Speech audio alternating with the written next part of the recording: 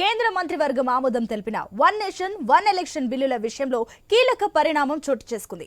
లోక్సభలో ఈ బిల్లులను రేపు ప్రవేశపెట్టేందుకు కేంద్ర ప్రభుత్వం ఆలోచిస్తున్నట్టు తెలుస్తుంది. నిజానికి లోక్సభ బిజినెస్ అజెండా నుంచి వన్ నేషన్ వన్ ఎలక్షన్ బిల్లులను తొలగించింది. దీంతో ఈ బిల్లులు చట్టసభల ముందుకు రావడంపై సందిగ్ధత నెలకొంది. కానీ తాజాగా కేంద్రం తన స్టాండ్ మార్చుకున్నట్టు తెలుస్తుంది. రేపు లోక్సభలో ఈ బిల్లులను కేంద్ర మంత్రి అర్జున్ రామ్ మేఘ్వాల్ ప్రవేశపెడతారని సమాచారం. ఆ మేరకు లిస్టులో కూడా చేరినట్టు తెలుస్తుంది.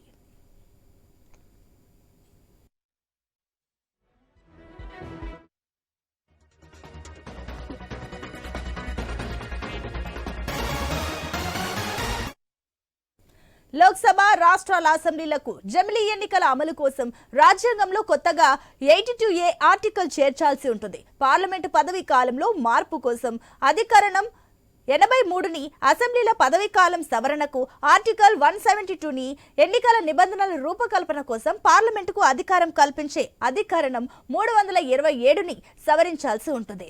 అసెంబ్లీ ఎన్నికల కోసం రూపొందించిన 2 బిల్లులకు డిసెంబర్ 12న ఆమోదం తెలిపింది.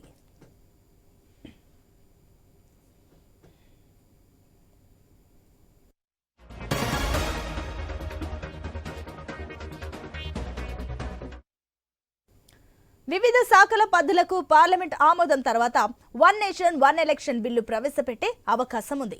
తాజా పరిణామాల నేపథ్యంలో ఈ శీతాకాల సమావేశాల్లో బిల్లులు పెట్టడంపై సందిగ్ధత నెలకొంది. అయితే స్పీకర్ అనుమతితో సప్లిమెంటరీ బిజినెస్ ఏ క్షణమైనా బిల్లును ప్రవేశపెట్టే ఛాన్స్ ఉన్నట్టు తెలుస్తుంది. లోక్సభ, అసెంబ్లీ ఎన్నికలతో పాటే స్థానిక సంస్థల ఎన్నికలను నిర్వహించాలని మాజీ రాష్ట్రపతి రామ్నాథ్ కోవింద్ ఆధ్వర్యంలోని కమిటీ ప్రభుత్వానికి సిఫార్సు చేసింది.